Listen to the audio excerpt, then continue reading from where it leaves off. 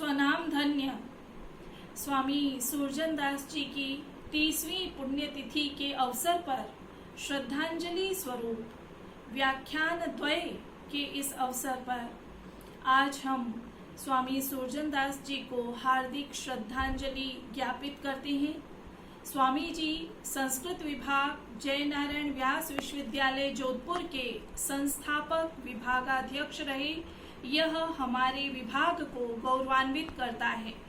Professor Suthar Swami ji के साक्षात शिष्य रहे और उसी विभाग में उनकी नियुक्ति भी हुई जिस विभाग की स्थापना उनके गुरु जी के अध्यक्षत्व में हुई। पंडित ओझा के साक्षात शिष्य स्वामी सुरजन दास जी और स्वामी जी के शिष्य प्रोफेसर गणेशीलाल सुथार जी तथा प्रोफेसर गणेशीलाल सुथार जी के द्वारा पंडित मधुसूदन ओझा शोधक प्रकोष्ठ के निदेशक पद का सुचारू संचालन दिसंबर 1991 से लेकर फरवरी 2007 पर्यंत किया गया। स्वामी जी के द्वारा निर्देशित शोधक प्रबंधों की उत्कृष्टता विभाग के समस्त शोधार्थियों के लिए अभिप्रेरणा बनी हुई है।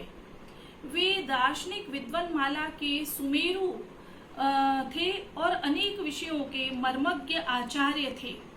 काव्य शास्त्र के अधिकारी विद्वान स्वामी जी की विद्वत्ता और शास्त्रज्ञता एकांगी नहीं थी।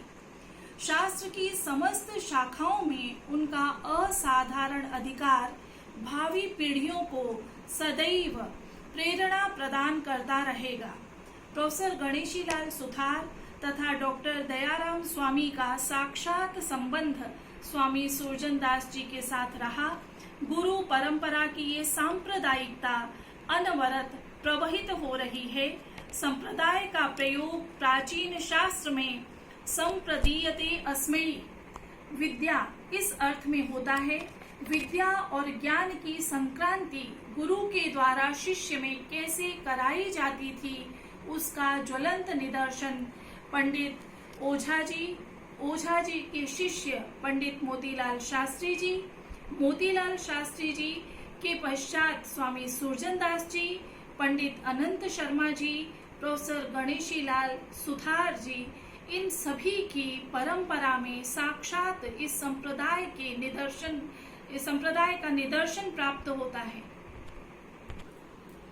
महान नाटककार भवभूति ने उत्तरामचरित में गुरु शिष्य परंपरा के संदर्भ में कहा है, वितरति गुरु प्राज्ञे विद्याम यथैव तथा जडे न तो खलु तयोर्ज्ञाने शक्तिं करोत्यपहन्ति वा भवति च पुनर्भूयान भेदः फलं प्रति तद यथा प्रभवति शुचिर्बिंबग्राहे मणिर्न मृदांचयः।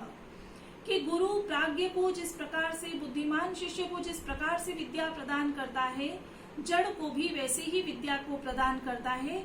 उन दोनों को विद्या प्रदान करने के संबंध में न तो उनकी सामर्थ्य को संवर्धित करता है और न ही सामर्थ्य को नष्ट करता है, परंतु जब फल के प्रति दृष्टिपात करते हैं तो एक विशद भेद दृष्टिगोचर होता है। और उसका कारण यह है कि जो पवित्र मणि है, जो पारदर्शी मणि है, वही प्रतिबिंब ग्रहण करने में सक्षम होती है। मृत्तिका इत्यादि प्रतिबिंब ग्रहण में सक्षम नहीं हो सकती हैं। तो ये जो शिष्य परंपरा है पंडित ओझा की, ये मुझे एक पारदर्शी मणि के समान, एक स्वच्छ मणि के समान प्रतीत होती है और इनमें इनके गुरु के द्वारा संक्रांत की गई विद्या स्पष्ट रूप से प्रतिबिंबित होती है। स्वामी सुरजन दास जी ऋषि ऋण से उऋणता प्राप्त करने में पूर्ण रूपेण सफल रहे और आज के दोनों व्याख्यानों के व्याज से प्रोफेसर गणेशीलाल सुथार तथा डॉक्टर दयाराम स्वामी, ये दोनों ही इन्होंने स्वामी जी के कृतित्व के विषय में और स्वामी जी के व्यक्तित्व के विषय में सुदीर्घ प्रकाश डाला है। और इस प्रकार से हम यह पाते हैं कि किस प्रकार से ये हमारी ऋषि परंपरा आज भी वर्तमान में भी समकालीन इस परिदृश्य में भी किस प्रकार से प्रस्फुटित हो रही है। विश्व गुरुदीप आश्रम के स्वामी महामंडलेश्वर ज्ञानेश्वर पुरी जी तथा डॉक्टर सुरेंद्र कुमार शर्मा जी हमारे संस्कृत विभाग जयनारायण व्यास विश्वविद्यालय जोधपुर के संयुक्त तत्वावधान में यह आयोजन कर रहे हैं। वैदिक विज्ञान की परंपरा इसी प्रकार निरंतर संवर्धित होती रहे, यही हमारी मंगल कामना है और इन व्याख्यानों का यही एक पुनीत प्रयोजन भी है। धन्यवाद।